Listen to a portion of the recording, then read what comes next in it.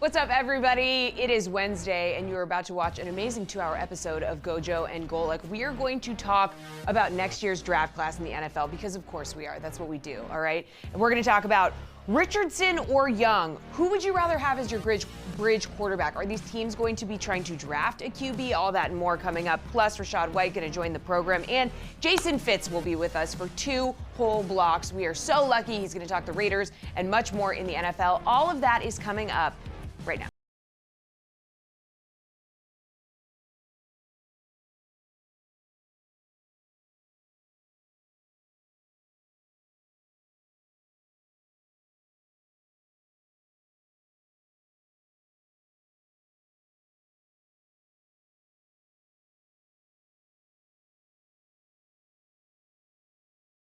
GoJo and Golic, Mike Golic Jr., Mike Golic Sr., and Jesse Cofield. We're presented by Campbell's Chunky, the soup that eats like a meal, and we got a great show for you. As always, download, subscribe, rate, review it, leave us a 5-star rating, and check us out here live Monday through Friday from 8 to 10 a.m. Eastern on the DraftKings Network and our YouTube channel. As Jesse mentioned, Rachaad White, fresh off a wild win over the Carolina Panthers this last weekend that went into overtime, where he had a huge run to help set up the game-winning field goal, going to join us and talk about their season. And our buddy Fitzy, who, Dad, I used to spend a lot of time doing rankings reaction shows with at ESPN, going to try and make sense of what we got last night, which is really the only place to start this morning, is the college football playoffs, and this is my favorite time to use it, penultimate set of rankings for the college football playoffs 12-team field. They go out here, and this one, Dad, probably the one I've seen draw the most ire of any of the ratings so far. You've got some unsurprising things here as we look at the top of this one. Oregon sitting at number 1, Texas in that number 2 spot, followed by Penn State, Notre Dame, Georgia, Ohio State, and Tennessee. And then as we get towards the back half of this top 12 is really where the fun starts. You've got SMU moving all the way up to number 8, getting ready for an ACC championship appearance against Clemson. Indiana at number 9, who will be home on conference championship weekend, followed by Boise State, and then Alabama sitting at number 11 inside the tournament field.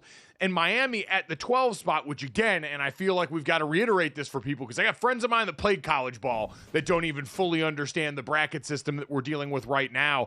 Miami sitting in that 12 spot because the Big 12 champion, the 5 highest ranked conference champions will get that automatic bid. Miami in that 12 spot is in the knockout spot. So if you're ranked 12th right now in a playoff field that has one of the potential conference championships outside of the top 12, you're gone. So Miami, Ole Miss, and South Carolina, 12, 13, 14, Dad, ahead of number 15, Arizona State, that's going to be in that Big 12 championship game. Were you surprised that Alabama ends up being the team of that group we talked about some yesterday, of Alabama, Ole Miss, and South Carolina, that ultimately gets the nod and gets put inside of the 12-team playoff field? First off, I never knew what penultimate meant. I just smiled and nodded when the word was used and just kind of like, yeah, it's penultimate. Yeah, cool. And had no idea. I think your mother told me at one point what it meant. So I finally figured it out. And it's a cool word, by the way. So I'm with you in the penultimate rankings. Listen, this whole thing, this ranking was about Miami and Alabama, right? It was about what, and really Miami, because they have less losses than Alabama and they lose to Syracuse. So where would they drop? What would the committee do with them? And the committee can say, hey, they're still in our top 12, but we know damn well they're going to get knocked out because of what you said, because Arizona and Iowa State playing in the Big 12 championship are both outside the top 12. There's only one more week of movement, and that's after the championship game. So Arizona State or Iowa State will go in the top 12, and that means someone gets knocked out, and that's Miami. So that's what the committee thinks of Miami. That they're, and they know full well because they do the rankings, that Arizona State and Iowa State are below the 12, so they know 12 is going to be gone. So they absolutely know 12 is going to be gone. So that's what they thought of Miami. So this was really about Miami and Alabama. There's other things as well, because quite honestly, there's a scenario where both Alabama and Miami could get knocked out. I think it's a little less probable, and that would be if Clemson beat SMU and SMU, stayed in. Now, SMU may drop out. I mean, that's the thing. SMU is at 8. If they lose to Clemson in a bad game, they might drop all the way out, which would leave Alabama to stay in. But if Clemson won and Clemson's outside the top 12, they're at 17, and they go inside the top 12, and SMU stays in the top 12, they don't drop out from 8, then 11 gets bumped as well. So Alabama and Miami would get bumped. That's really what we took away from these rankings, right? We knew where the other rankings were going to be. It was really about where Alabama and Miami's going to be. And the committee said, Miami, we're going to put you in a position where you're going to be out. And Alabama, we're going to put you in a position where you're going to be basically hanging by a thread depending on what SMU does. Yeah, I think you talk about what we took away from this. I think you're right in a couple of things here. The main takeaway is obviously big wins seem to matter a lot more than bad losses in the eyes of the committee if you've got both on your resume. Alabama is the clearest evidence of that right now.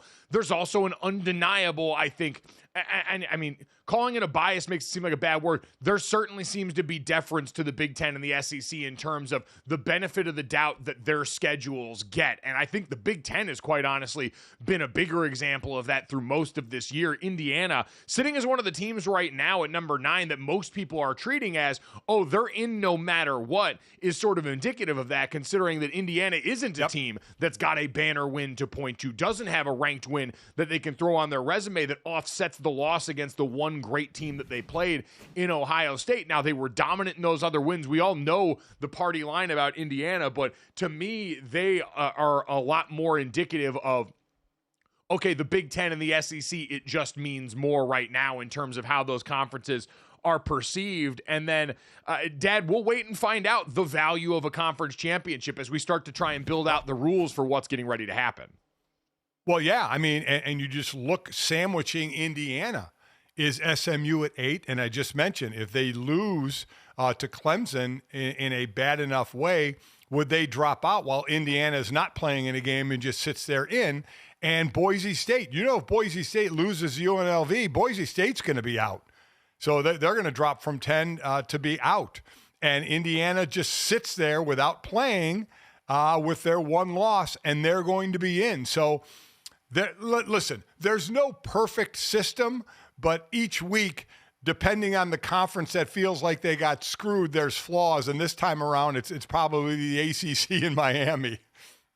Yeah, well, and you mentioned, though, the Boise State portion of this. Boise State, a team that's been ranked inside the top 12 for weeks now in the College Football Playoffs Committee, that's getting ready to play in their conference championship game against the team they already beat this season, by the way. Like, Boise State and UNLV played during the year, and Boise State won that game, much like Texas and Georgia. This is a rematch, and Dad, David Hale pointed this out in his Anger Index article on ESPN.com. When you look at the resumes for Boise State and for Indiana, they're remarkably similar. Boise State 11-1, number 13 in strength of resume, have a top 10 loss by 3 points to the number 1 team in the country in Oregon, wins versus 4 bowl eligible teams and 1 ranked win. Whereas Indiana 11-1, number 8 strength of resume, lost to a top 10 team in Ohio State by 23 points, 3 bowl wins and no ranked wins to point to. So again, using the metrics that the committee seems to care about, Boise State's resume more than matches Indiana's at this point in time, but we also know that kind of the way the Big Ten and the SEC, I think, get a subconscious boost from the way that people look at those conferences and see quality they believe is higher. I do still think there is some group of 5 Power 4 delineation that happens, even with a team like Boise that's been within the framework all year long. So while I think part of it would be somewhat unjust, I do think Boise State, if they lose the conference championship, they're going to get knocked out. Like, we could deal in realities and say that. And the other reality you mentioned with SMU, Dad, is Ward Manuel himself, when asked about this, basically left open the door for the idea that Alabama could jump SMU when it's all said and done. He was asked point blank in the media Zoom after his appearance on the College Football Rankings reaction show, point blank, could SMU drop below Alabama if it loses? To which Ward Manuel responded, potentially yes.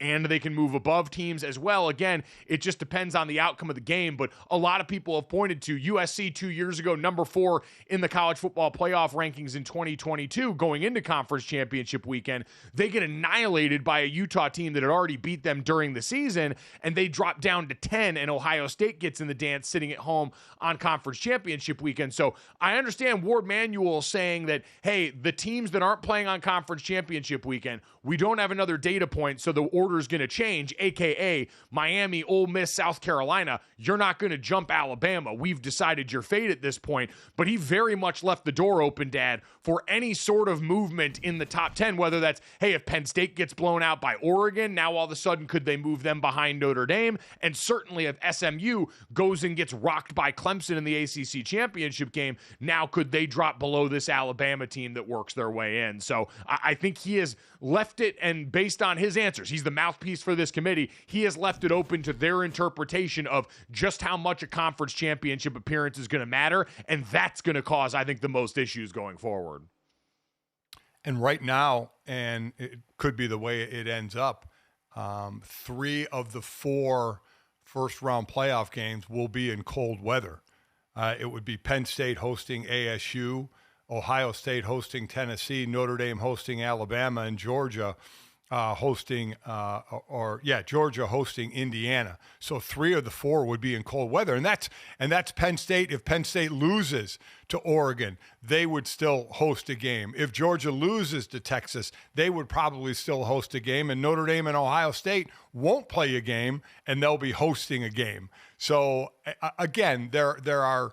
This is the system right now. The system will be tweaked, but I think that's something that you're getting that I do think people will like, unless you're an SEC person, where SEC teams would be traveling to cold weather, is the fact that the cold there will be a home field advantage depending on the weather, because Penn State, Ohio State, and Notre Dame all could have very, very frigid weather on December 21st and December 20th. Yes. Completely agree. And before we get to some very poorly timed sound by Mario Cristobal relative to the SEC problem that a team like Miami in a conference like the ACC seem to be facing, a lot of people did make a stink about, well, Miami dropped more spots. They dropped 6 spots down to 12th with that loss to a Syracuse team that's now ranked. They were on the road. It's a 9-win Syracuse team that's performed really well in year 1 with Fran Brown than Ohio State did for losing to Michigan in a game where Michigan is unranked, albeit now I think they're 7-5 to end the season, but still an unranked Michigan team, and what's no doubt an ugly loss. Ohio State drops 4 spots. It's worth reminding people, the committee every week is reorging this based on how they go and distinguish these teams. Last week's rankings do not matter to them. It's, hey, how do we organize that based on what we believe in here? And looking at Ohio State's resume, again, the thing the committee seems to value is wins. And if you look at Miami's resume, they got the win at Florida at the beginning of the year that, listen, I understand is a good win. They blew them out. But we also have to acknowledge DJ Lagway going into that game, thrown in as a true freshman because of injury, a little bit different than the Florida team that Ole Miss faced at the end of the season, where now DJ's starting to tap into a little more of his powers. And there are other wins against Louisville that's unranked. And so Ohio State, at Penn State, they get a win, and versus Indiana. Forget what we think. Those are top 10 wins to the committee, and so I'm not surprised that Ohio State didn't fall that far. Jesse, Mario Cristobal, though, probably surprised that this statement aged as poorly as it did, huh? Yeah, he was feeling pretty confident before the rankings were released that this notion, that the SEC was that far and away better than the rest of the country was fading away. Well, I think that bias is coming to an end. I think people are realizing a couple of things. And I'd like to start by saying, I worked at Alabama for 4+ years. And during a run that was really uncommon, and the structure of college football was different then, right? We had signed some unbelievable classes. And even towards the end of that time, you started to see more and more parity in college football. Well, I go out west and all of a sudden there's a transfer portal, then NIL comes into play. And all of a sudden, every team in the country is getting really good football players. And every single week you see supposed upsets, but it's not really an upset. It's the fact that rosters are changing, right? There's a lot of legitimate and genuine parity across the country in so many ways. It's not like it was, 5, 8, 10 years ago. This is different. As we know, unfortunately for Cristobal, the committee doesn't agree. Here's the explanation on Bama over Miami. What it came down to is as we evaluated both teams and looked at how they rank, obviously we think highly of both teams. One's at 11, one's at 12. But what it really came down to is Alabama is 3-1 against current top 25 teams, and Miami is 0-1. Alabama is 6-1 against teams above 500, and Miami's 4-2. Both have had some losses that weren't what they wanted out of those games. But in the last 3 games, Miami has lost twice. And so for us, in evaluating their body of work, we felt that Alabama got the edge over Miami. Is there SEC bias going on? Answer now. Well, it is interesting in this because to Mario's point about how the talent has spread out more now and how things have evened out, I still do think some of the conglomeration of talent in the SEC weighs in people's mind. Like before every season, Bud Elliott over at CBS Sports does the blue chip ratio, the percentage of your roster that's made up of 4- and 5-star talent, because historically, in order to win a national championship, you need a certain level of talent on your roster, and I believe it's above 50% of above 50% of the roster needs to be 4- and 5-stars. And if you look at the 16 teams that were in that group this year, 8 of them played in the SEC, to my count. So there is still an incredible group of talent in that conference. But Dad, this also again points back to, you can call it the echo chamber and say, hey, if you're conditioned to believe this conference is better, you're always going to weight it that way. You're also talking in a 12-team playoff field where the margin of error widens a little bit, saying, hey, it's not just going to be what happens in the win-loss column. And I think in general, I'm okay with that premise and saying, yes, some team with 3 losses resume might be better than a team with 2 losses because this sport is so uneven across the board. Yeah. Bama's 3-1 against top 25, 6-1 against teams above 500. Miami is 0-1 and 4-2 in those instances. So it seemed to shift, right? Because the SEC usually does get the benefit of the doubt, but there was talk, wow, is the SEC going to get possibly 4 teams in the playoffs? The Big Ten is basically guaranteed 4 teams, right? I mean, Oregon, Penn State, Ohio State, and Indiana. They're getting 4 teams in.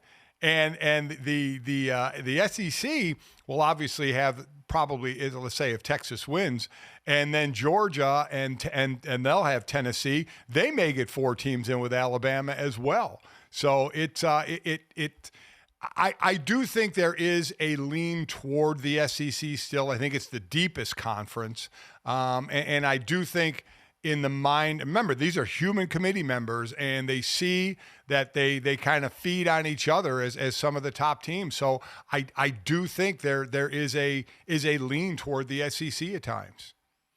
Yeah, I think the SEC and the Big Ten get the benefit of the doubt right now in a way that can be frustrating to other conferences. I'll say going into conference title weekend, SMU's charge is pretty easy and straightforward, like Miami's was going into this weekend. Win a game and you're in. Now, for SMU, I do think if they lost, there'd be a strong argument to keep them in the field, but I'm not going to act surprised when Alabama does jump them for all the reasons that we mentioned here. And so that'll be probably the biggest and most important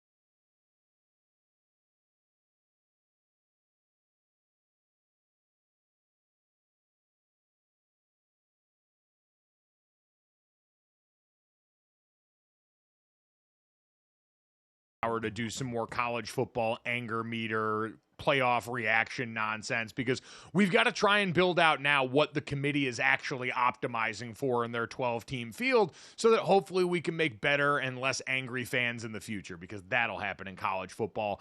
There's also a question burning up about 2 second-year quarterbacks trying to make their case to be the quarterbacks of the future, but I've been blown away this morning here, Dad and Jesse, by the texts that have started to come in from my friends who are flexing their elf on the shelf credentials here. Like, all my friends are obviously parents. Jesse, you're a parent of 2 kids, and I've noticed now that in this range where kids are old enough to appreciate Christmas and the holidays, which is awesome, it has to be just jet fuel in your veins, that the elf on the shelf is in its own way become like a strange social media flex for a lot of millennial aged parents to show off just how far they can go with this. Like, Jesse, how crazy do you guys get cooking up elf on the shelf locations now 4 days in the lab? So last year she didn't really get it. This year is the first year my daughter gets it. She's 2.5 and she's into it. To be honest, today was the first day that the elf came to see us because we couldn't find it.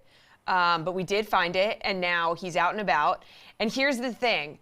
Today, he arrived, so we hung him by some string from like a lamp in our entryway. So he was like flying in from the North Pole. He had a little note with him. I've got to up my game because I feel elf shamed. Because I'm looking on social media and I'm seeing the other parents doing these elaborate schemes. People like fill their toilet with cereal and it's like, ooh, I couldn't find any bowls, or they like do stuff like that. And honestly, I have not done anything that elaborate. I did see you can buy a little like elf on a shelf accessory kit on Amazon, not an ad, but could be. And I might just buy that, and it comes with accessories to like set up scenes for each day. So I might lean into that, but it is definitely a social media flex. People are posting, and now I feel shamed. You know, let me say this. Listen, Elf on the Shelf wasn't around when I was growing up. I don't know when it started. But what social media has done has turned something like, we'll take Elf on a Shelf, into a competition that is no more about, Elf on the Shelf is supposed to be about the kids, right? But now it's a competition amongst adults to have the coolest setup for Elf on a Shelf. And don't tell me it's not, because it is, because they post it. They post it for a reason. They post it to show how cool they are and where they're putting their Elf on the Shelf and what they're doing with their Elf on the Shelf. So it's more about the parent. I mean, talk about missing the meaning of Elf on a Shelf with a kid. We are so in the day and age of missing the meaning of it by, let's see how cool I can make this look. Oh, yeah, my kid saw Elf on a Shelf. That's fine, whatever. But let's see how cool I can make this on Instagram or TikTok or X or whatever. It blows me away. Yeah, Senior, that's why I don't post it, because I look down on those people. And also, my setup hasn't been that cool, so I would lose the competition.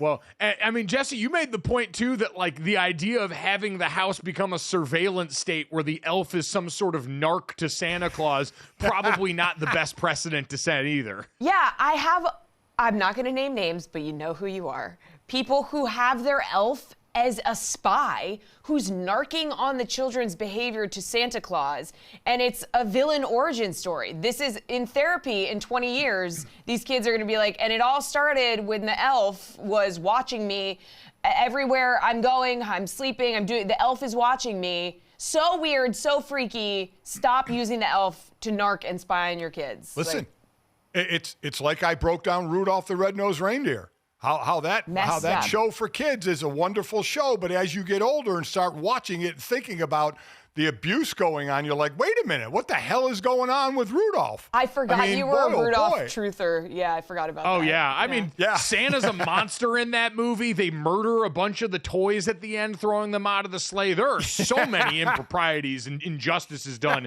in that movie, which we will get to as holiday movie season rolls along around here. So it's a reminder, don't freak your kids out by having a snitch in the house. In fact, you could show them with the elf that snitches are not tolerated in your home if that's the way that you choose to go.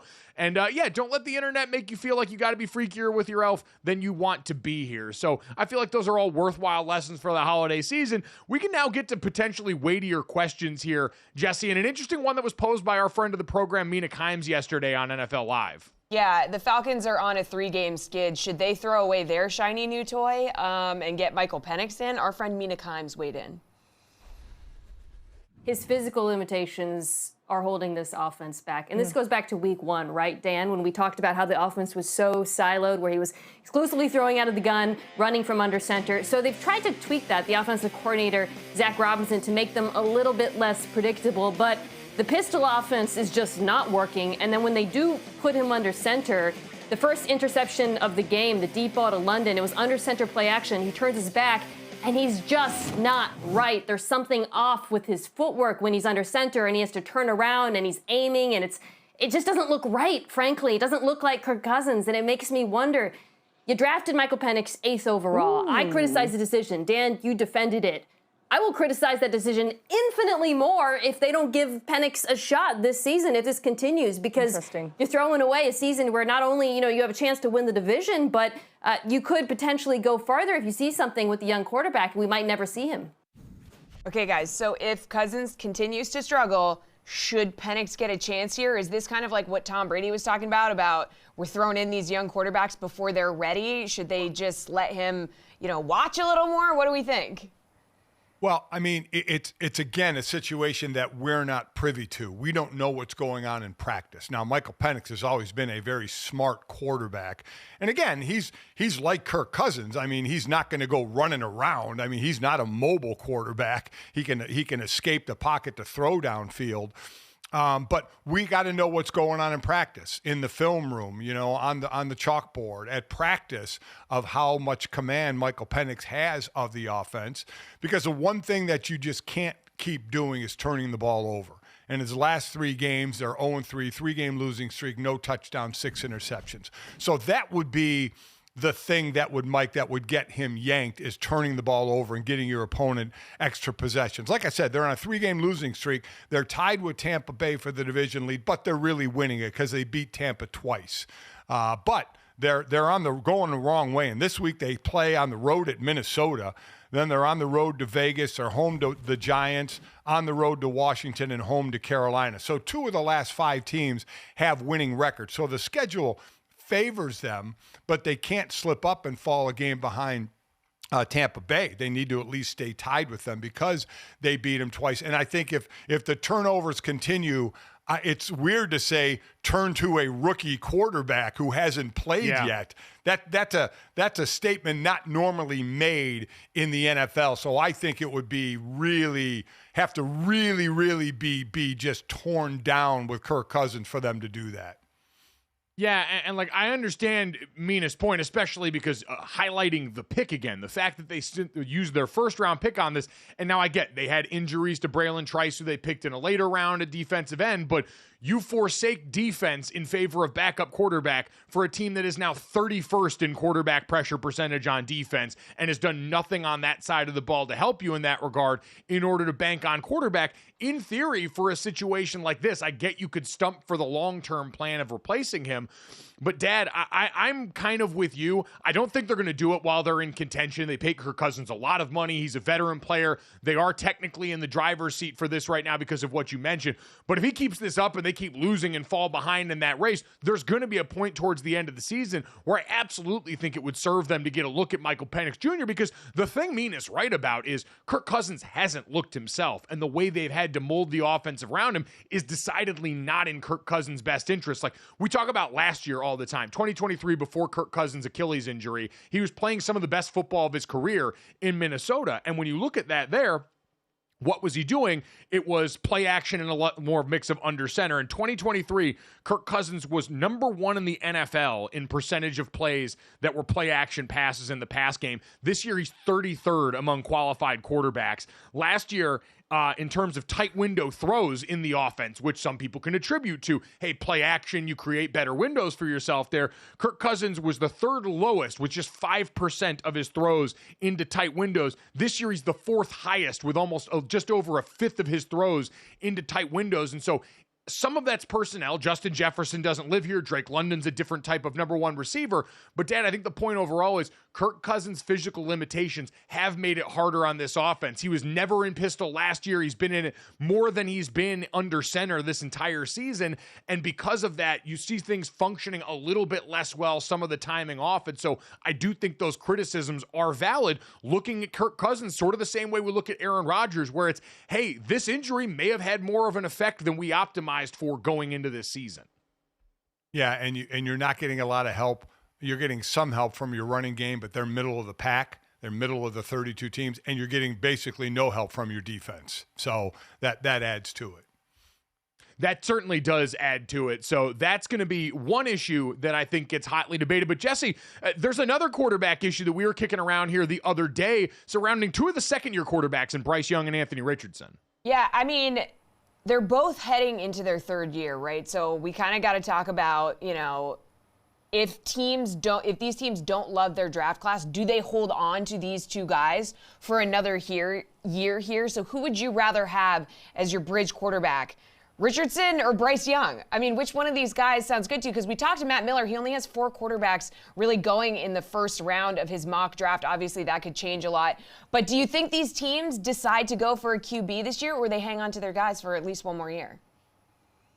Yeah, Dad, as Jesse mentioned there, Shedeur Sanders, Cam Ward, Carson Beck, and Jalen Milroe are the 4 quarterbacks that Matt Miller had going in the first round of his mock draft. And when you look at the teams potentially looking to draft a quarterback, he's got, Jacksonville, Las Vegas, the Giants, Carolina, the Jets, Tennessee, Cleveland, New Orleans, potentially Indy and some of these other teams that could be in the mix here.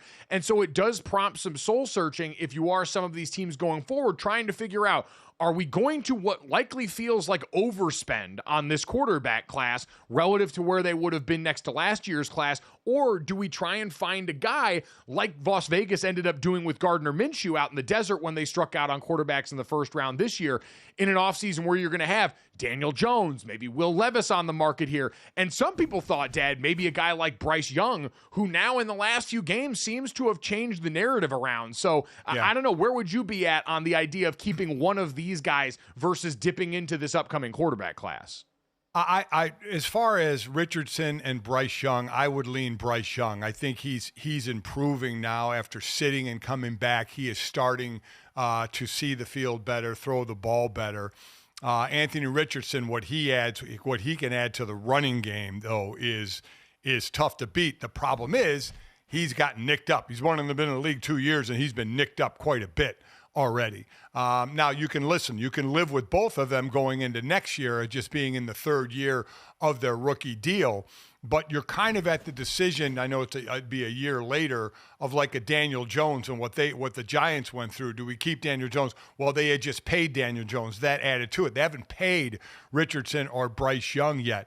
I would lean to keep Bryce Young at this point, but because it doesn't seem to be a great quarterback draft. Of the 4 you mentioned, only two were going high. Shedeur going 1 and Cam Ward going 4 in Matt Miller's mock draft. The other, Beck going 18 and Milroe going 28. So it kind of tells you about where this – but we know quarterbacks will go higher because they're overvalued. I would lean Bryce Young to stay with him. The Anthony Richardson thing, between injury and just the completion percentage and interceptions, is just well, I tough think it's to the same overcome. sort of value prop you were doing before the draft, which is a more complete player ready to go right now versus another player that, like that Trey Lance mold that we've talked about and some others, is a little bit more of a project.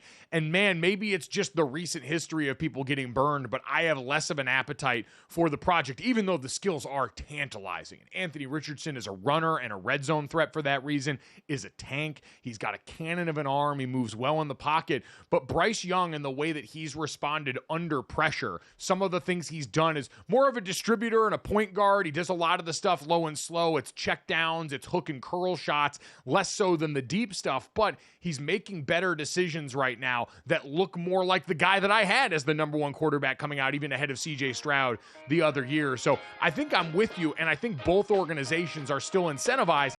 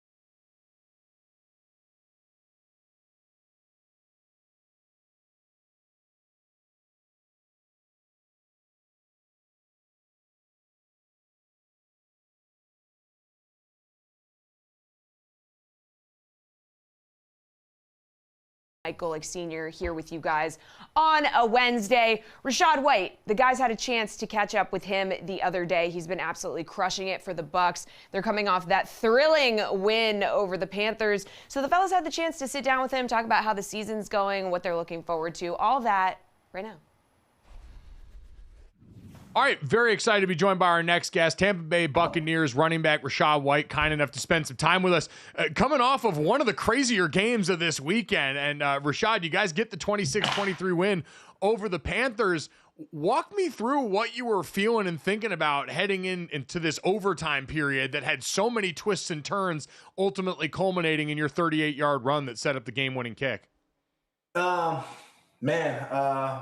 Opportunity, man, honestly. Obviously, you wanted to win the coin toss.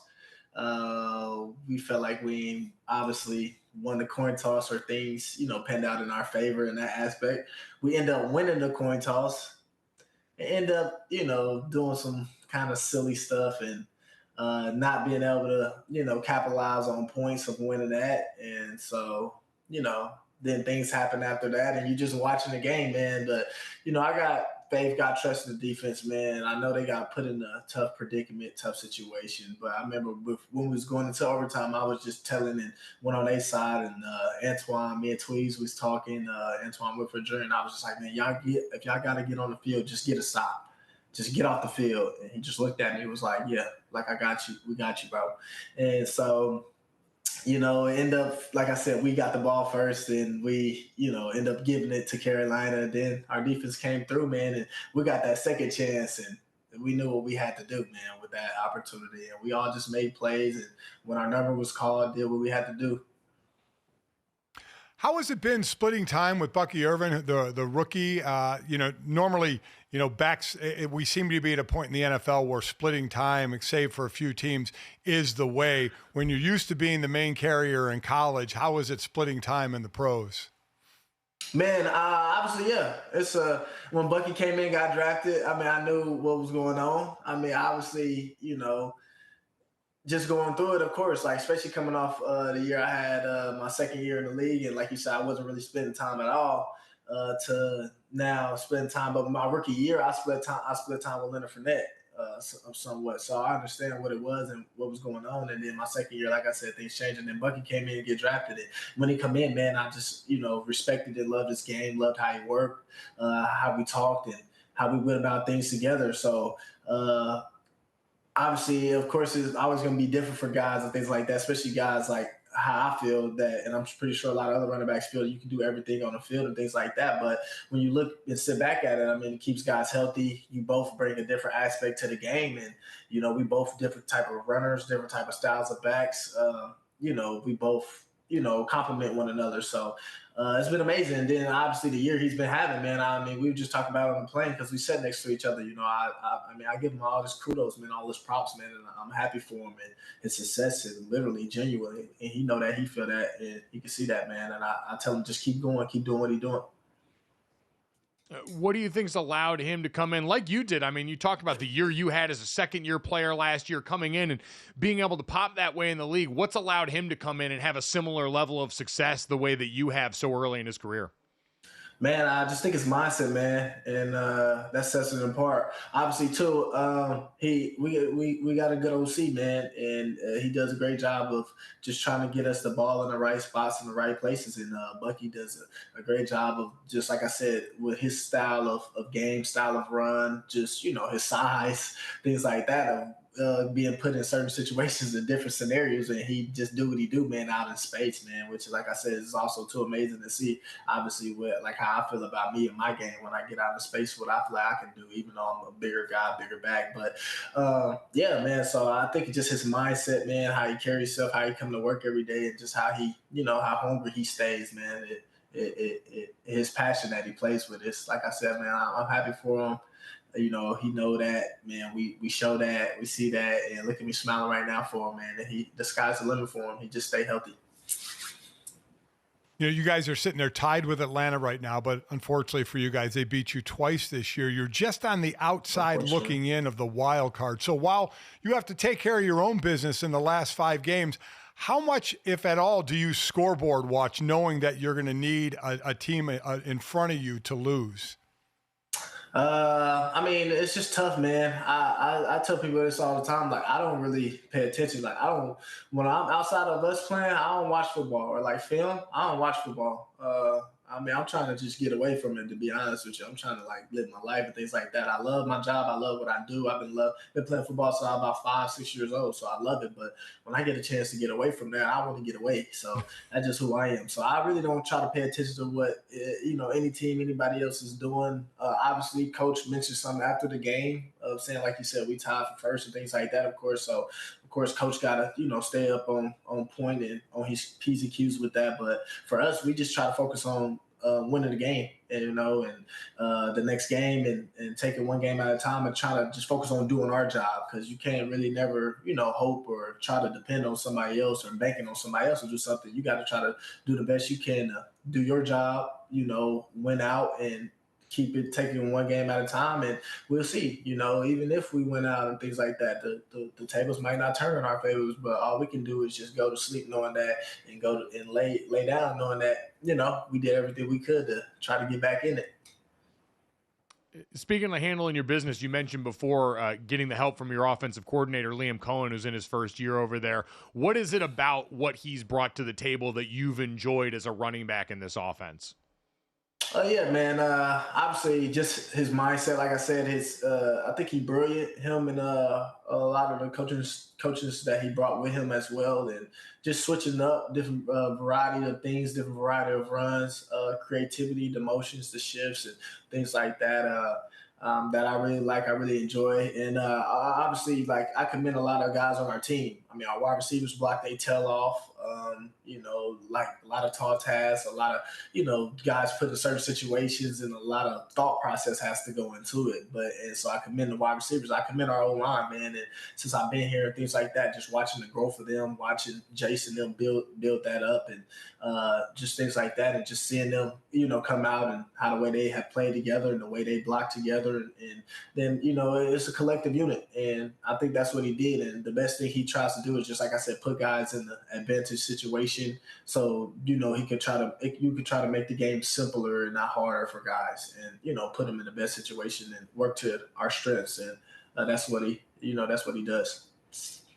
Well, certainly one of your strengths outside of running the ball is catching the ball. You're tied for third in receptions on the team. So which would you rather do, run for a touchdown or catch a pass for a touchdown?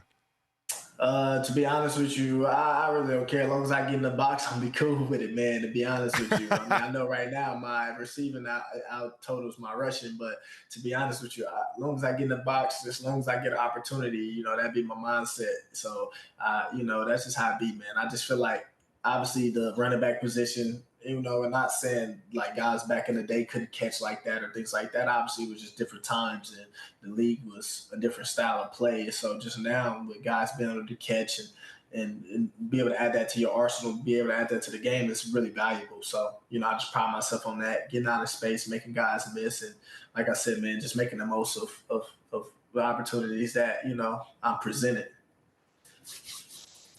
Between the way that you've talked about, supporting Bucky, going over in your relationship with the guys on defense, this seems like a really close team from the outside looking in. And I think one of the people that gets a lot of credit for that, or gets talked about a lot with that, is your quarterback in Baker Mayfield. Now, when you got drafted here, Tom Brady was the quarterback, the greatest of all time. It's such a different environment. Baker comes in now. What is it about his leadership style that has made him the perfect quarterback for this team? Man, I just think we all understand that, he just a dog, man. And when you got a guy under that center and you see that, and maybe, do we think some of the things he do is crazy?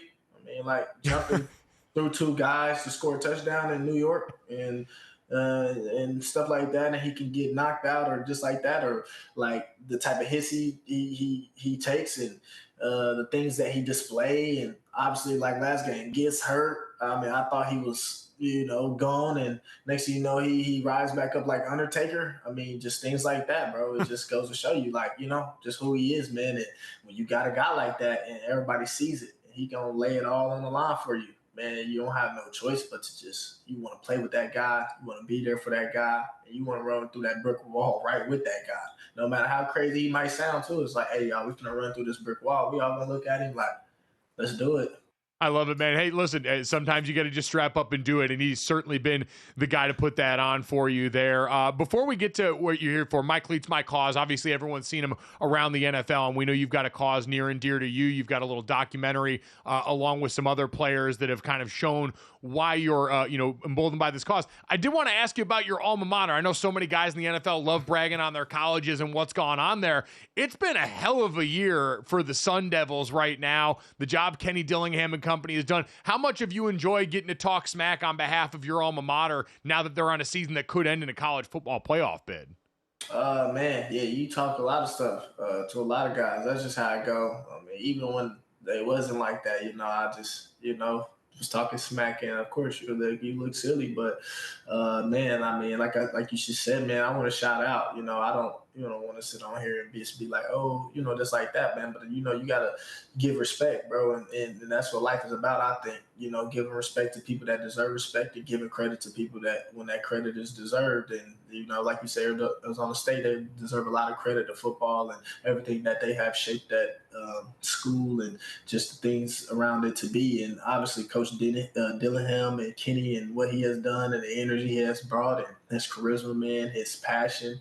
And obviously going through what he went through. Obviously, them guys too playing through what they went through and coming in after things you didn't know what was going on, investigations, all kinds of stuff, and you got to endure through all that, man. And that just goes to show the type of guys and the character they got in that locker room and the character they got leading them, which is the head coach, man. And obviously, you got a freshman quarterback, and then they went in and they doing their thing, and you see that. And then obviously Arizona State keep a good running back, so I'm a shout out to my boy Scatterboo, man, and keep running that ball, man, keep going hard, and keep putting putting that backpack on.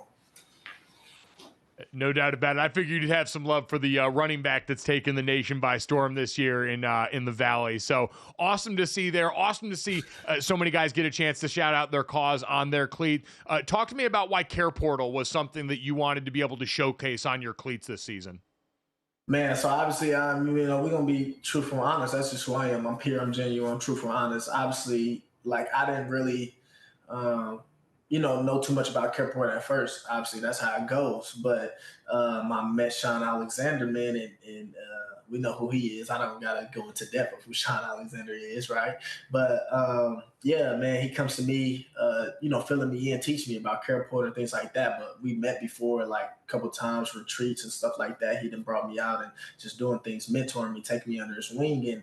And he just teaching me about Care Portal, things like that. He just met me, so he knew what I aligned with. We talked a lot of stuff about my vision, things like that, man. So Care Portal, to see what they was doing and keeping families together, keeping kids out of foster care, and just a number of people that in families and the communities that they was impacting. Obviously, their headquarters was in Kansas City. That's where I'm born and raised. So it was no brainer then and there. And then just knowing my background, my mom, single parent, 3 brothers, things like that, just watching my family, a village and things like that. It just all made sense, man. Had a couple buddies that was in foster care, things like that. A couple cousins that could have went into foster care, but my family held it together and things like that. And I was just like, it makes sense, man. It just makes sense for me. It aligns with me. It stands for everything that, I want to be a part of. And, man, just made a lot of sense, man. And shout out to Care Portal for making me a guy that can be a face to, keep this thing growing and going, man, so that we can try our best. And no disrespect to the foster care employees, man. We get y'all a different job, but, to try to end foster care and stuff like that. No, certainly understand, and it's great that players now have the opportunity to, like you said, be a face and platform for so many of these causes that are near and dear to everybody involved. Rachaad, man, we appreciate it all the time. Best of luck. Congratulations on all the success so far in your career, and hopefully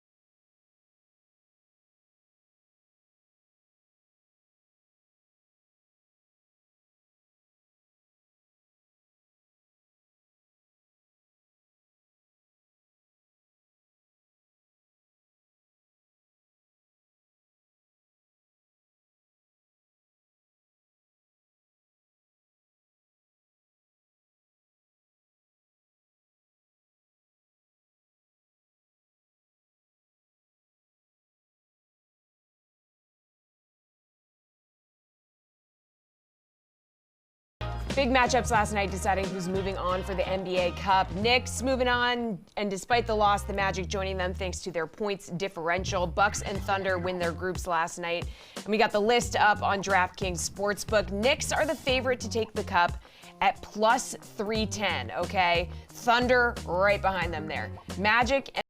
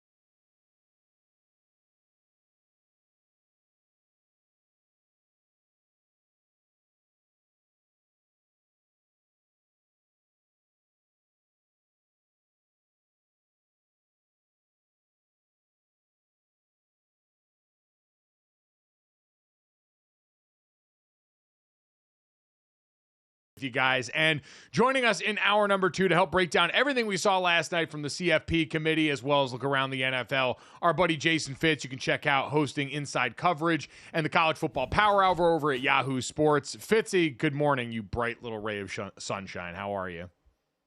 I'm glorious. My nose is a little red because, I did my walk outside this morning. It's 20 degrees in Connecticut. Got to get my walk in first thing. So a little sniffle, but it's worth it. All right. I'm feeling energetic. I'm ready to join you guys. Let's go. I got the joy down in my heart.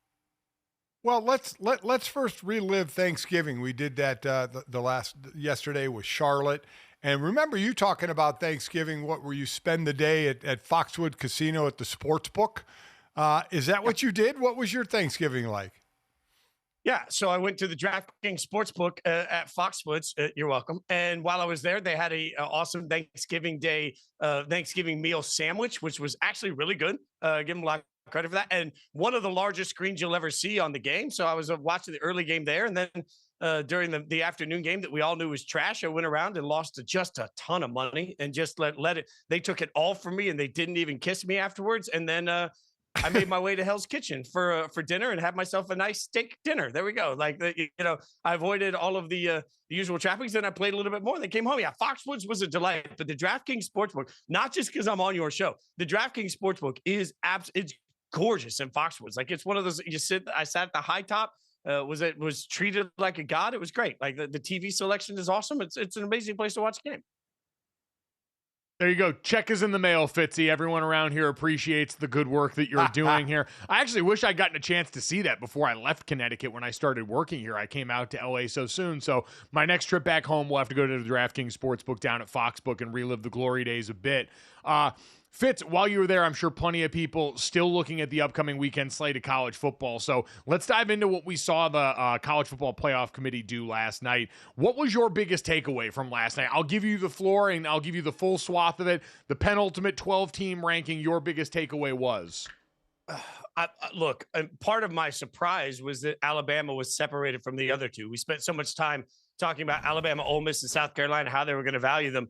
And by dropping Miami in between them, what they really told you is that this three-way race created a two-way race with the other two teams, and Alabama moved up a little bit. That surprised me. Also, that Ohio State only dropped 4 for an unranked, inexcusable loss. I think that was a little bit of a shock to me. Like, what message does that send? I think what we learned from this college football committee is that they are the type that are going to look at it and say, well, rivalry game, anything can happen. So I was a little surprised that Ohio State didn't fall further than that. Yeah, Miami dropping 6 spots with their loss. And my takeaway, Fitz, was that the committee basically knocked Miami out, right? By putting them 12, knowing full well Arizona State and Iowa State at 15 and 16, one of them has to get that 12th slot. That effectively, while putting them in the top 12, that the committee basically ousted Miami. Yeah, I agree with that totally. But I also think the committee, and this is where I differ from a lot of our peers, I think the committee is clearly telling us SMU is in even if they lose the ACC championship game, as long as it's not a blowout. And hear me out on this, because Clemson is 17. Okay, so what we saw is a small drop for Ohio State to an unranked team. We saw a 6-slot drop for Miami to an unranked team. If the 8th-ranked SMU team loses to 17th Clemson, they'll fall 3 spots, but I don't think, or 2 spots, but I don't think they'll fall below Alabama at that point. I think they gave themselves, by not dropping teams farther with reaction, I think there's enough wiggle room for SMU to lose to Clemson. Clemson would get the automatic bid, and they would still put SMU in over that Alabama team. It would be interesting because I was talking to a buddy of mine last night who pointed out that if Clemson does win and you've got the Alabama problem in there, you've got a Clemson team that got blown out by Georgia and lost to South Carolina to end the season, ranked against an Alabama team that beat both of the teams that Clemson lost to. That creates an interesting problem there, albeit with the conference championship that we know is a difference between those two, but it does create some juggling there, even though Ward Manuel Fitz got asked about it last night and left the door open and said, we can absolutely move SMU down below Alabama if we so choose, was the sentiment of what was said to the reporters after there. So he left the door open for that in a way that to me indicates that at least some people in that room probably have to be open to that idea. Yeah, I think this is going to come down to how it looks, right? Like, we keep saying that we know anything for sure with the way conference championship games are going to go. I will say yet again, as I've been yelling loudly, I think the conference championship weekend should be truly an exhibition. It should not count as a win or a loss for either team on their record. If you want to give the automatic bid to the winner, that's fine. But if we're penalizing SMU for playing an extra game, and the argument to that is, well, you should be able to beat Clemson. Okay, well, Alabama should have been able to beat Oklahoma or Vandy. I mean, where do we stop on the go win your game truck? So to me, I know fair's where a pig gets a ribbon, but the only fair way to do this is to not penalize the team that plays another game. But the right thing to do here, in my mind, is not penalize SMU when, frankly, Alabama ain't doing nothing this weekend. They're just sitting around this weekend. So I do think the other interesting thing, go ahead, Mike. Well, no, I was just going to say to that point about teams sitting around this weekend, Ward Manuel made it very clear that teams that aren't adding a resume point this weekend weren't going to change order. That seemed pointed at Alabama, Ole Miss, South Carolina, outside of the bracket, as well as Miami, to say, hey, this is the order of things for you guys that aren't going to do a game this weekend. But Fitz, I think it's also worth delineating what we saw a couple years ago since a lot of people have brought up, hey, 2022 USC was 4th in the college football playoff rankings heading into conference championship weekend. They got annihilated by Utah and then dropped down to 10 and Ohio State got in. 12-team field does feel differently with that, but I'm sort of with you on that idea. And Dad, I was saying this yesterday.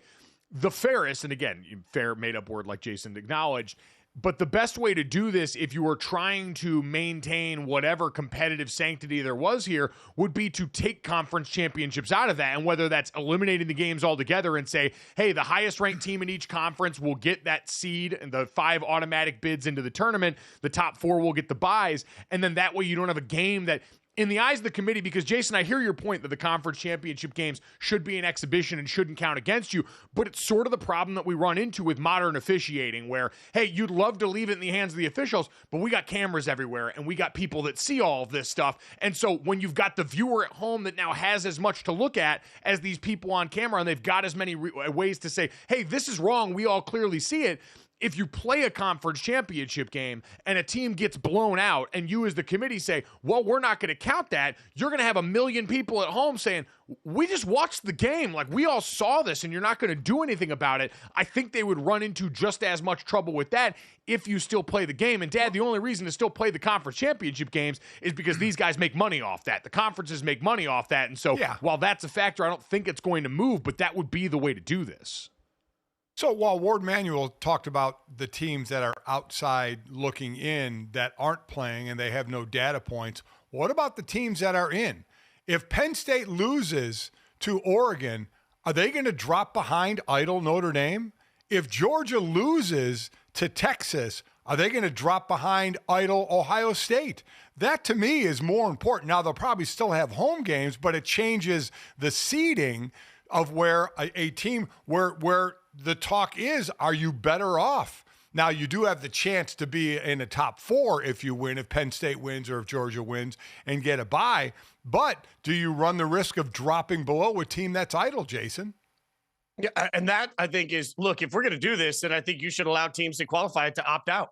Like, if I'm Penn State, I don't want to play in the Big Ten championship game. Not my fault that Ohio State went out and lost. I don't want that because, Mike, I think you're right. Like, if Penn State just gets absolutely washed by Oregon, they lose that game 45-10, then yeah, I think they do fall. And they could fall far enough that it impacts whether or not they have a home playoff game. So all of a sudden, the trajectory for James Franklin to win a national championship changes because Ohio State lost a game they never should have. Like, that's the wildest. And I hear everyone when they'll just start screaming, well, don't get blown out. All right, well, Indiana never had to play Oregon this year. Like, I mean, it's just, we can't find equity in this. It's never as simple as just win your game. So I think you're 1,000% right. That's part of why I don't want to see any team, whether it's a seeding punishment or whether it's being left out of this thing, massive consequence. And guys, I do think we need to acknowledge there are 2 spots that can be bid stolen, bid thieved. I don't know how we're going to say that. There's 2 spots. Bid theft. Because we all know that the Big 12 champion is going to get in. Fine. Currently, Arizona State, Iowa State, not top 12 teams. I will remind everybody, as the biggest homer in the room, and I will acknowledge that Ashton Genty's worst game of the season was against UNLV. The game that he averaged 3.8 yards a carry, which is about half of what he averaged for the season, was against UNLV. UNLV led that game with 11 minutes to go. Ashton Genty got a great touchdown. Boise State wins a close game. If UNLV beats Boise State at Boise State, going to be a tough task. If they do it, you now have 2 teams. So teams ranked 11 and 12 will both miss the college football playoff because the Big 12 and the highest group of 5 will steal those bids. Yeah, that becomes interesting then because, Jason, there were some people, and I saw David Hale, we referenced this earlier, wrote in a column about the resume of Boise State should they lose that game up against a team like Indiana that are remarkably similar. Like, should Boise State automatically be knocked out if they lose in a rematch, to your point, against a UNLV team they already faced? Yeah, and a rematch against a team that's currently number 20. Like, you're talking about ranked v ranked. So, I think that's one of the interesting things, like, to go back to Miami. The fact that Syracuse beats Miami, which puts them suddenly in the top 25, but Miami falls that far. Like, it's just, it's interesting how they view some of these opponents. To me, Boise State, if they lose to UNLV, would have an absolutely compelling argument that, hey, they've still had every bit the season that Indiana has had. We've seen Indiana play one real football team this year, and they got their butts kicked. Like, and we're just forgiving that because there's been so much chaos around them. Well, we'll have final We'll have final arguments after next week's conference championship games on what flaws are in the system. I know we're going to jump to NFL next segment with you, Jason. What's your thought overall on the flag planting issue that went on during the rivalry weekend with all the fights that broke out, especially Ohio State, Michigan? We got to, as a society, be smarter. And as a sport, we got to be more forward thinking. And if you go to somebody right now that's 20 years old and you remind them, senior, you'll remember this. When I was a little kid, when I flew to see my great aunt Eunice in Rapid City, South Dakota every summer, my great aunt Eunice was waiting right there at the gate. The minute that I walked off the plane, she was standing there. And it took one tragic incident for us to realize as a country that we cannot allow that we need to have systems and practices to prevent tragedies. Every time I see fans storming the field, I think, man, it's going to take one tragedy. Every time I see something like this, where you are planting a flag, I don't care who you voted for in the grand scheme of things. If the person next to you had a flag for the other candidate and you went in and you planted your flag in the middle of their lawn after your candidate won, you are basically saying, let's fight. That's what you're doing. And when you plant a flag at midfield of a college football stadium, you are saying, I want to fight you. There has got to be, and it's going to take one incident that turns into the Malice at the Palace. There's going to take one incident where somebody pulls their helmet off and they hurt somebody. It's going to take one incident where something tragic happens. And we are all going to stand around as a society and say, how do we not see this coming? Why did we not stop this? I think, frankly, college football needs to start a fine program that shakes the world, like a $10 million fine if a flag is planted. Make it so hefty that the entire program is brought to its knees. Take away their name, image, likeness for a year. I don't care. Send such a message that you absolutely prevent it as a program, because it will take one time where it goes absolutely wrong. And then we're going to sit here and we're going to say, why were we not smart enough to see it coming? I mean, in all actuality, I think we saw that one time happen this weekend, right? There were like 8 fights that happened simultaneously over the weekend, and in one, pepper spray was drawn by a police officer on active players who just finished a football game. Like, I do think this is all going to go by the wayside. Now, to your point, what sort of punitive measures are in play? The Big Ten fined Ohio State and Michigan $100,000 each. That's hardly a drop in the bucket for programs of that size and caliber. Would any suspensions come from this if there were more obvious offenders from the player side that would affect teams playing in upcoming games, playoff games, potentially conference championship games that would all of a sudden curb that? I'm not really sure, Jason, but I'd have to imagine this offseason, once there's time for the dust to settle, we're going to get pretty specific language on what is going to happen, what is going to be the punishments for teams going forward, because I think across the sport, while central leadership is something that's always been sort of lacking in college football, everyone's going to, and everyone was sort of affected in a similar way, Dad, by this, in enough to be incentivized to come together on this. But Jason's right in the fact that the detriment of it has to be stiff enough that you do not even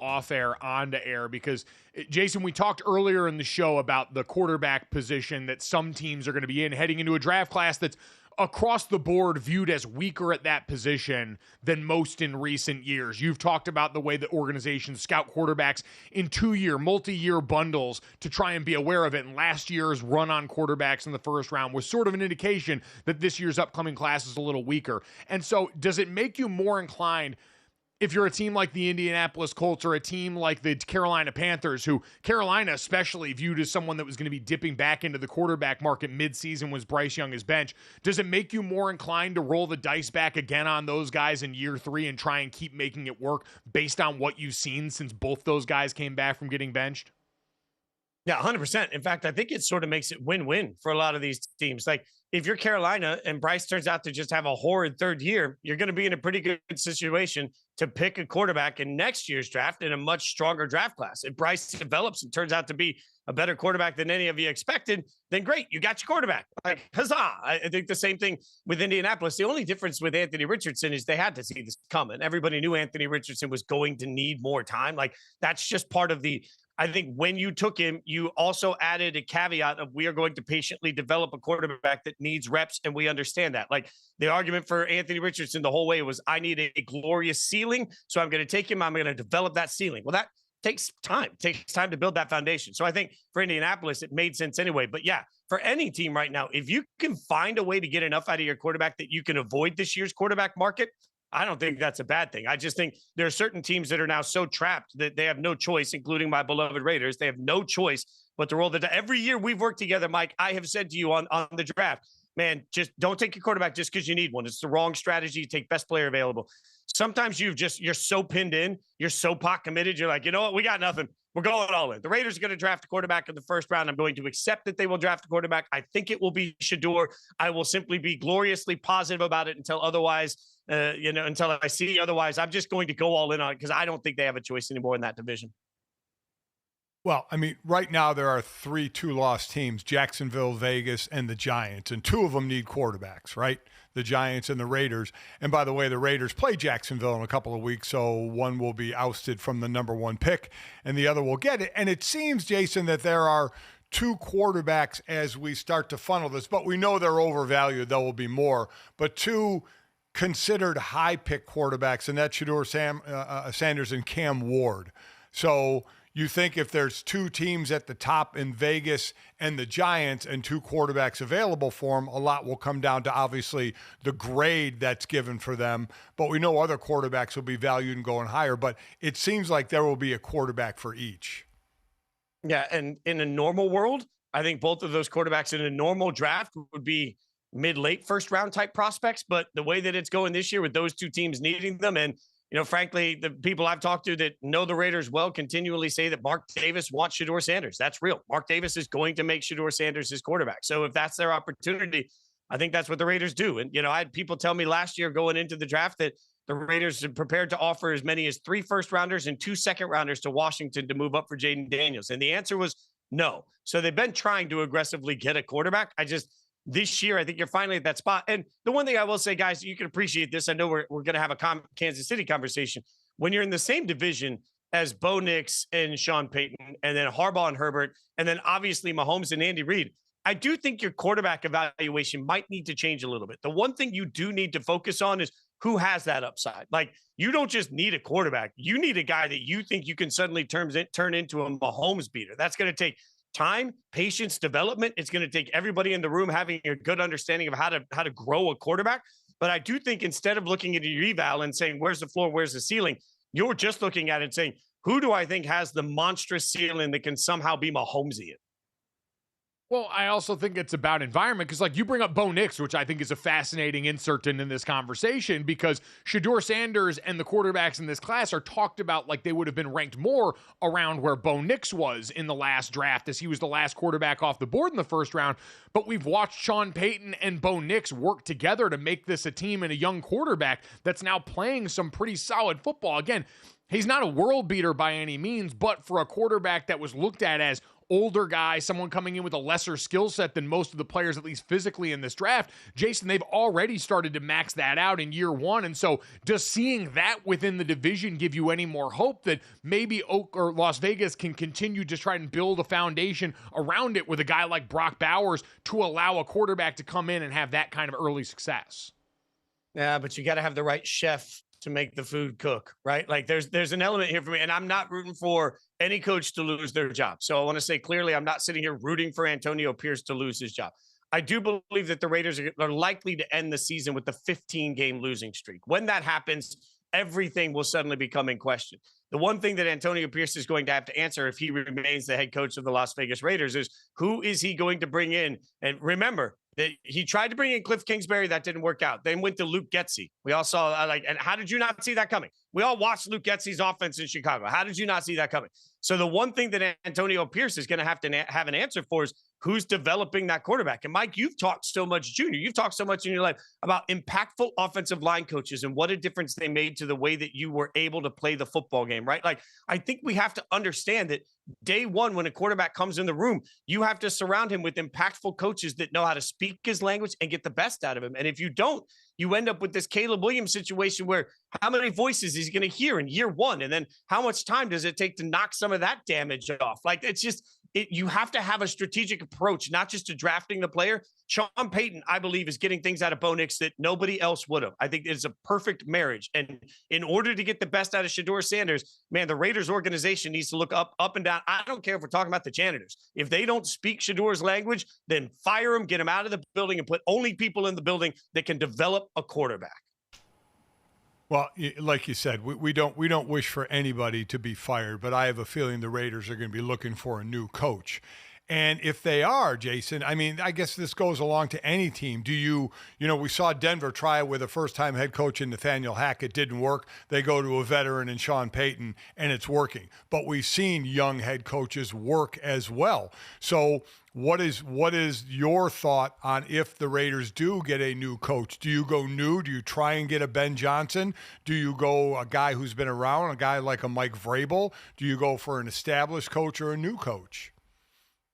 Yeah, the problem with going with Vrabel, who I covered a lot when I was around Tennessee, and I think Vrabel's done a nice job and players really like him. But the problem with Vrabel is that you're bringing in a defensive-minded head coach that's going to have to pick the right offensive mind.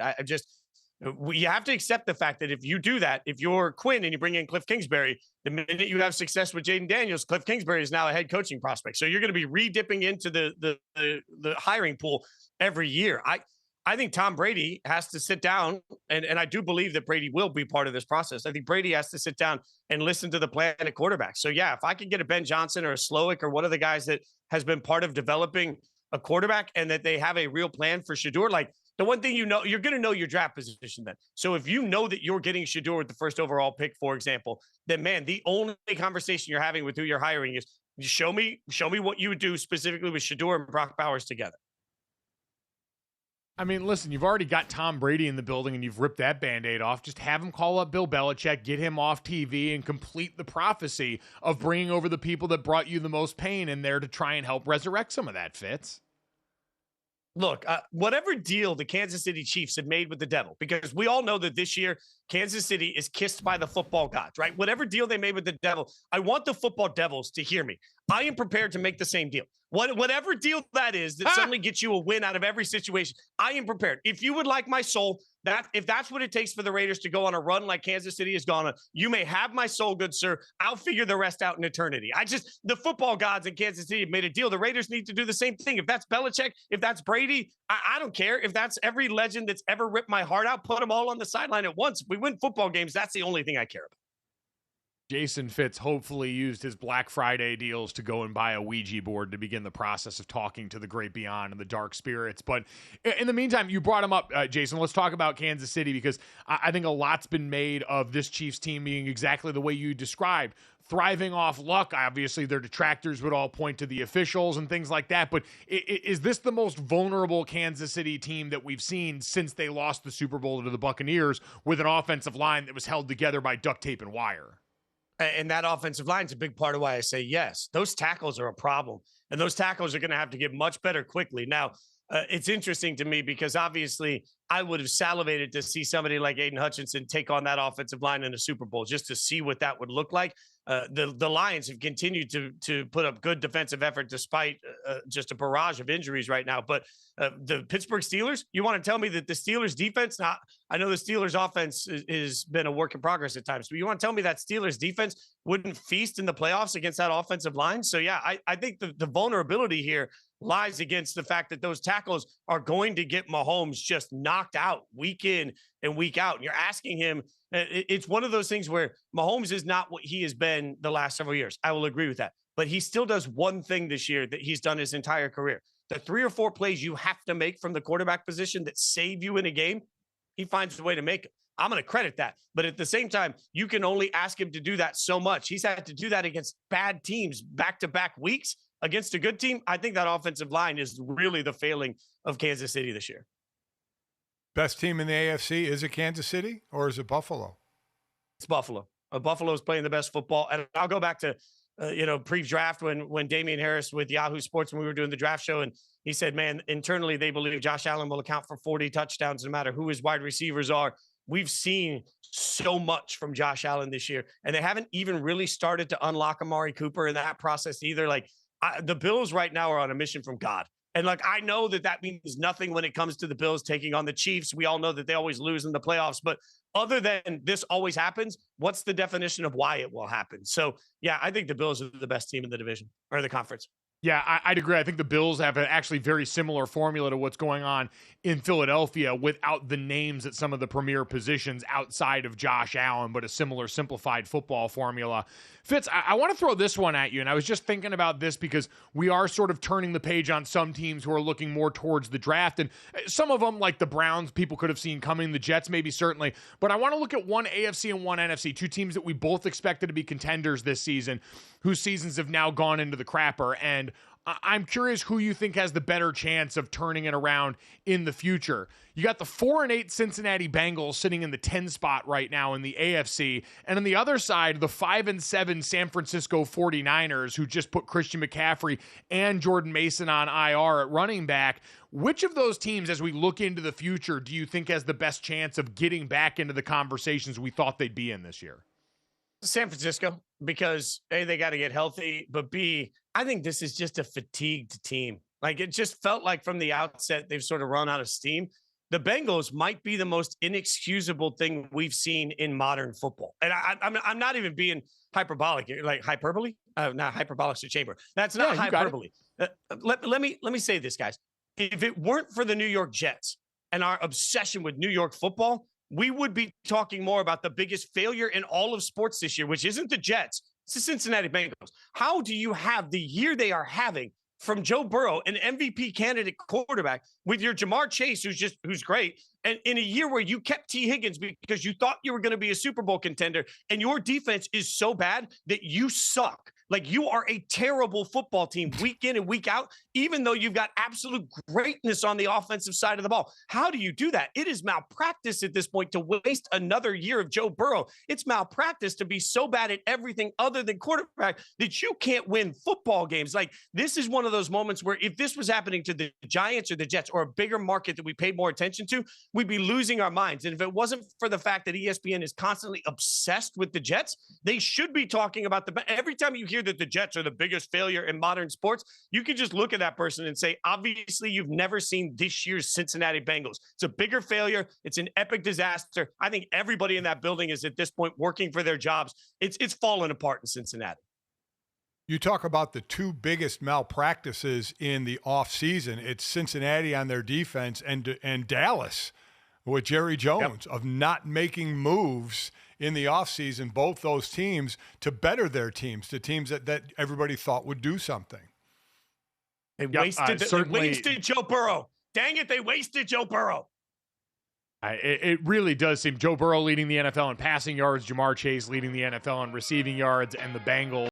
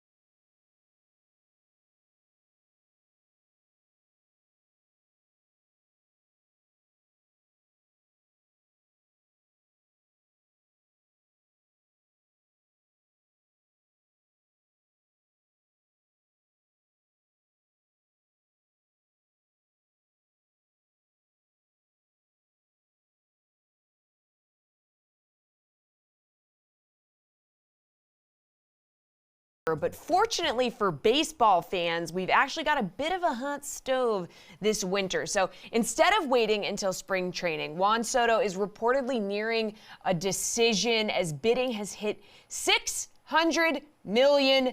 And he's started to cross teams off his list. The Dodgers are reportedly in the mix for Soto, but apparently he doesn't want to do the deferred money thing like Ohtani, and maybe that's a good thing, okay? Because after signing Blake Snell and Tommy Edman last week, the Dodgers owe 7 players over $1 billion, billion with a B, until 2046. That is a lot of Benjamins, fellas.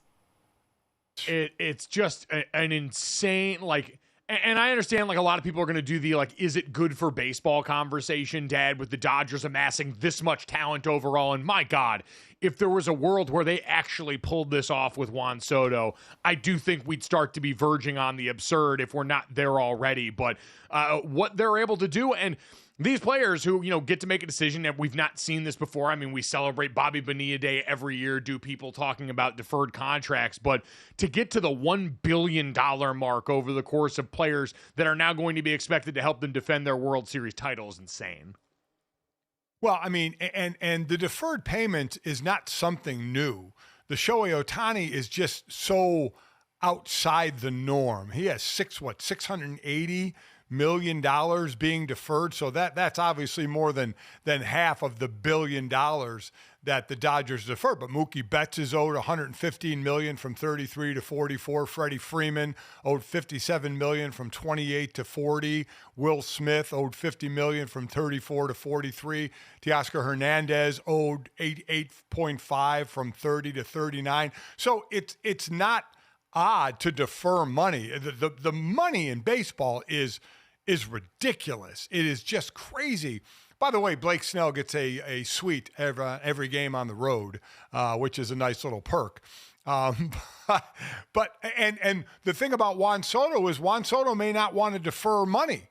You know, if he's getting $600 million, he's going to want, and there's the thought of, do you want it all in your pocket while you're playing so the money can work for you, as opposed to getting it 10 years after you're done playing where you still have money coming in? But it's so much money that you think, my God, say, I mean, yeah. At some point, yeah, that really is like a mitigating reason here relative to these guys understanding, hey, it allows us to go out and amass more of these guys and be competitive. Exactly. And for everyone now coming over, for Blake Snell, seeing that, the tempo is set by the best player on the team in Shohei Ohtani, but also then it paying immediate dividends. Like, Shohei Ohtani's got a World Series ring now. He's got the thing that was going to elude him if he had stayed with the Angels.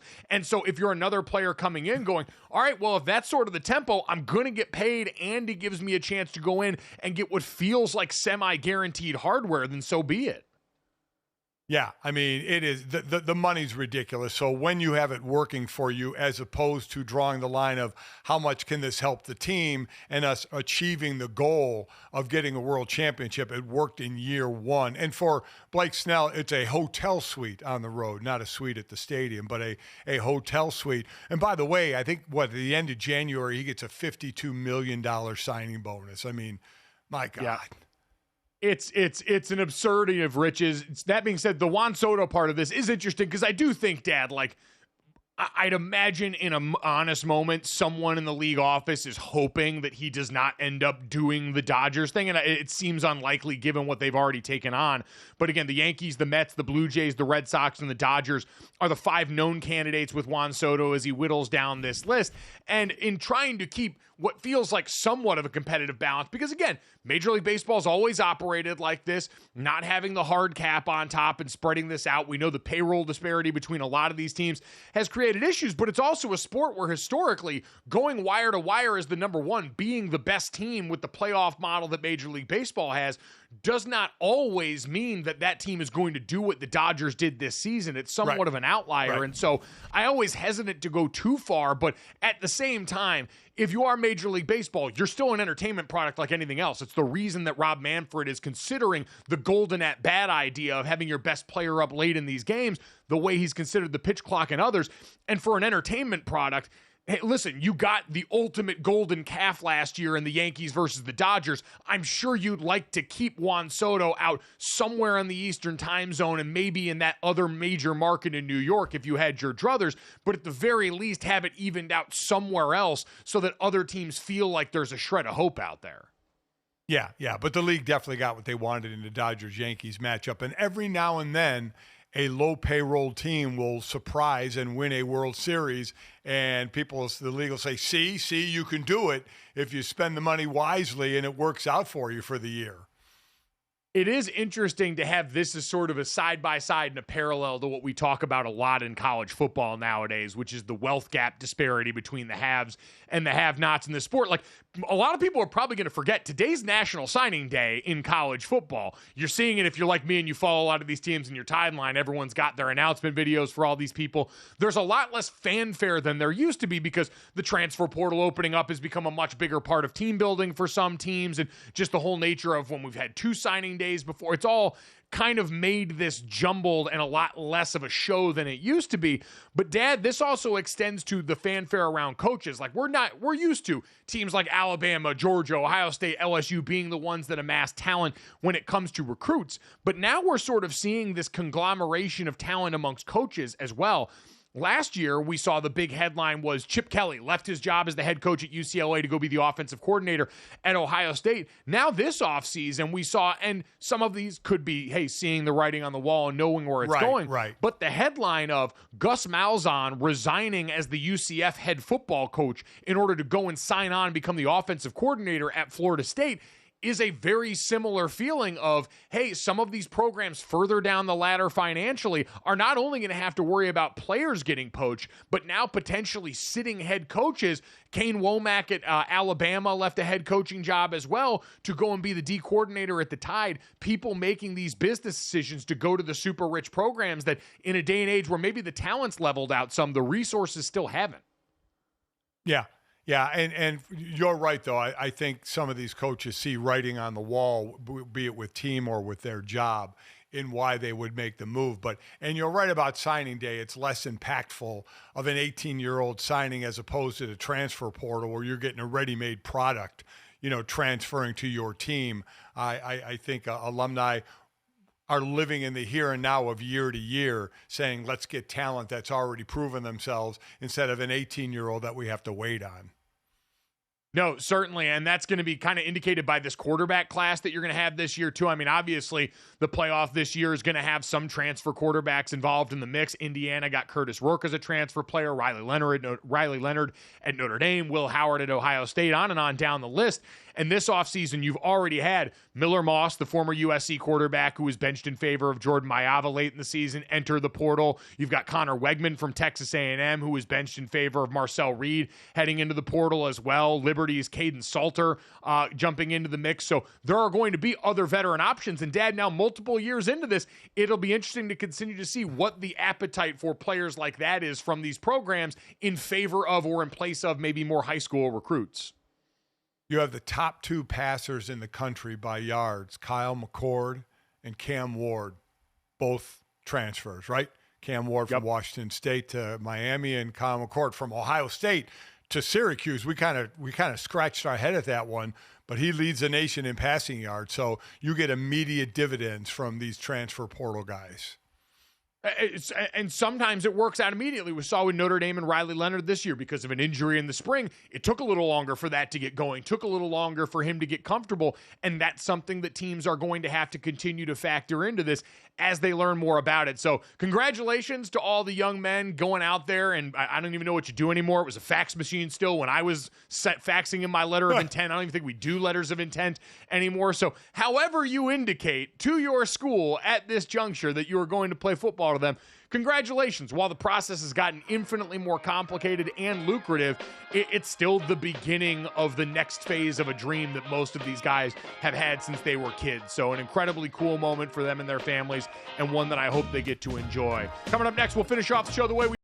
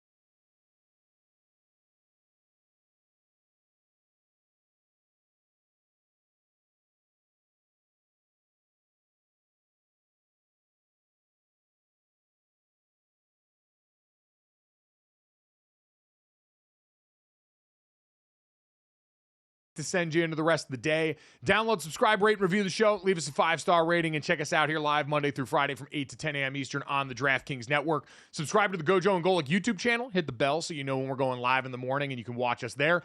But if you miss us live or any of our great guests, thank you to Tampa Bay Buccaneers running back Rachaad White for stopping by in the first hour, and our buddy and Yahoo Sports host and analyst Jason Fitz in the second hour. If you missed either of those, you can check them out wherever you get your podcast or right here on our YouTube channel as soon as we get done. This, That, and the Third is brought to you by our friends at Knockaround Sunglasses. Head to knockaround.com, use promo code GoJo Golic, and pick up your new go-to pair of polarized shades. I decided to join Jesse on the Campiones March today and get my real cool guy on here right now. I'm back in the saddle this week. It feels good. It feels right. Knockaround has tons of different frame styles for you. They have got licensed teams for NBA, NFL, NHL, Major League Baseball if you want to support there. Plenty of different styles, sizes, good for the kids, good for the family. So as we are rolling into the holiday season right now, get the loved ones in your life protection from the sun that looks really cool at prices that won't break the bank.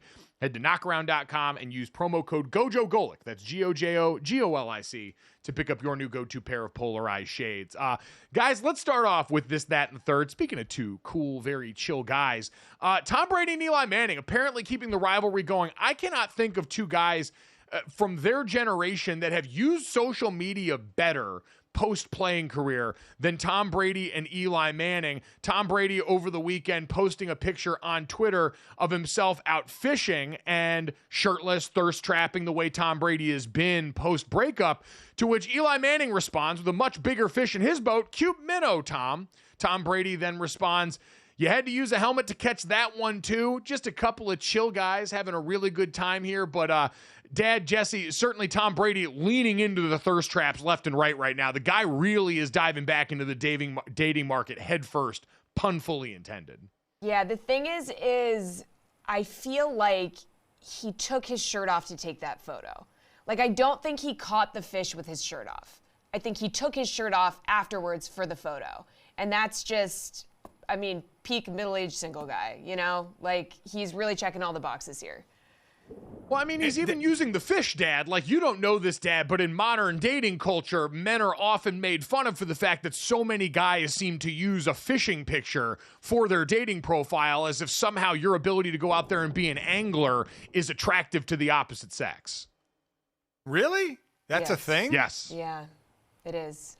Man, I'm so happy I'm not in the dating life. Wow. But to Jesse's point, he definitely has pulled the fish out of the cooler. That's not off the line. That's out of the cooler. So maybe you're right. Maybe he did take his shirt off for that picture and pulling it out of the cooler. But Eli with a nice response of a cute minnow. I do like that. Yeah, that was good. Eli Manning's entire life being boiled down to little brother troll energy, despite being one of the most accomplished players of his generation and a guy who's up for the Hall of Fame this year.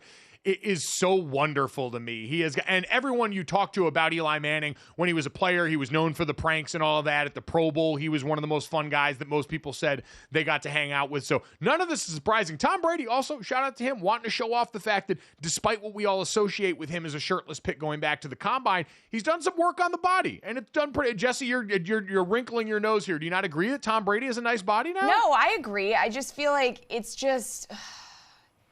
It's giving cringe. He's been posting too many shirt off pics. Like, he's not desperate, but it's giving desperate. Do you get what I'm saying? Like, you're Tom Brady. Yeah. You don't have to do this. Like, you don't got to do it, okay? And he's doing it. And it's not a great look. I mean, I have no doubts that he doesn't need to be posting shirtless pics. I'm sure there are so many gorgeous models in his DMs, practically assaulting him on the street, I'm sure. So it's like, we don't need this divorced middle-aged dad energy. What are you doing, Tom? Somebody needs to step in. Jesse, maybe someone could step in and offer him a fine hat instead of having him take his shirt off here. Why don't we get to that and the new line of fedoras that he may be able to tap into? Yeah, if he really wants to up his divorced middle-aged dad game, he could get a signature Sean Stellato fedora hat. So Sean Stellato, he's just striking while the iron is hot. His boy, gonna be doing the whole Italian hand thing on the field for the Giants. Anyway, he's coming out with his own line of fedoras. Can't say we didn't see something like this coming, but will you be copying? I don't think there's anything that I own that I could sell, that I would go on and say I'm starting a line of and selling. The most that sells for me is when I go to the Super Bowl or a big event, people will have 8x10 glossies of me, and I'll be signed, and they'll have like 5 or 10 of them that they'll have me sign. And I know they're putting them up on eBay. You know, they're not keeping them for themselves. And I tell them, I said, you're going to get $1.99 for this at most.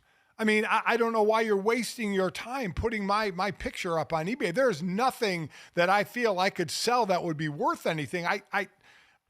Maybe he's. I don't know. Maybe his fedora will sell. I don't know, but I don't. Well, think Jesse so. said striking while the iron's hot. I don't know how hot the iron is anymore. Yeah. Like, we went through that mania last year, and it still died out pretty quickly when the play died out, and he went back to being a backup quarterback. I get he's been back on the field again, but it hardly seems to have the same fervor. Maybe I am misjudging the market for New York Italians that exists locally there, and he's kind of aiming at that. But, Dad, this is also something foreign to you because you don't wear hats. You've got a luscious head of hair, and so you would never in a million years dream of covering it with a fedora. No. Even people are surprised when I play golf. I don't wear a hat to keep the sun out of my eyes. Yeah, I just do not. I don't put a hat on this head of hair. And it's not that I don't want to cover the hair. I'm not that vain. I don't care. I just don't feel as comfortable wearing a hat. Plus, you know, when I'm around you, I like to let the lettuce show. You know what I mean? Yeah. Yeah, because you're a jerk. I understand it. Mm-hmm. Yeah. Yeah. I will say, Why? if Sean Stellano is smart, he would send one of these to Jason Kelsey, who has made a show of his outfits on Monday Night Countdown every week and has embraced some alternative means of fashion. And so if anyone was going to have a chance of going and throwing that on there and giving him the Kelsey bump, I'd imagine it would be Jason. So, again, not free advice from the advertising front, but a little bit of free advice there. Jesse, let's get to the third here for more fashion commentary, apparently, in the casino. Yeah, sometimes there's a burn so good we just have to talk about it. So this guy posted on Twitter saying he was playing some craps, you know, he craps out, and someone insults him by saying, "Nice roll, Blues Clues." Now, if you look at him, it's pretty obvious why this insult was used. I mean, credit to whoever threw that insult out with just being so witty. And obviously, it was, you know, a joke, and it was harmless enough, but absolutely hysterical when you get a look at the guy. Well, Jesse, harmless enough, but Dad, you know this, especially for men, and I feel like this guy's a kindred spirit of mine, where you're not going out every day with some sort of extraordinary fashion sense. And so when you go and put a shirt on to go out in public like that, maybe take a little bit of a risk, you're walking out very vulnerable. And to have this be the feedback, to be comped to Steve from Blues Clues as a childhood TV host, can't feel great in that moment. So I do feel for my guy, because it is always difficult to try and debut a new shirt, knowing I don't know how to match it with stuff. I don't know how it's going to fit my man boobs, all these different factors that go into this. Yeah. Yeah, this doesn't look like a new shirt. This Yeah, looks like it was pulled out of the bottom of the Yeah. bottom of the drawer. Yeah. And he says in the post, heading to my room to weep at the most cutting put down I've ever received in my life. Jesse, I'm on your side. I almost look at the other side of this. If I'm this dude, I actually give a fist pump and a nod to the dude that ripped him, because I mean that's just quick, you know, on the spot ripping of looking at someone say, "Oh, you know, way to go, Blues Clues." I mean, that's just a quality rip right there that I think would even have to be acknowledged by the rippee. Yeah, I agree. Yeah. Nope. The other guy at the craps table sat down in his thinking chair and thought, and he used his mind, took a step at a time, and did anything that he could want to do. Wow. Yeah, let me bring out all my geriatric millennial brothers and sisters back to the sweet trough of Blues Clues here. We hope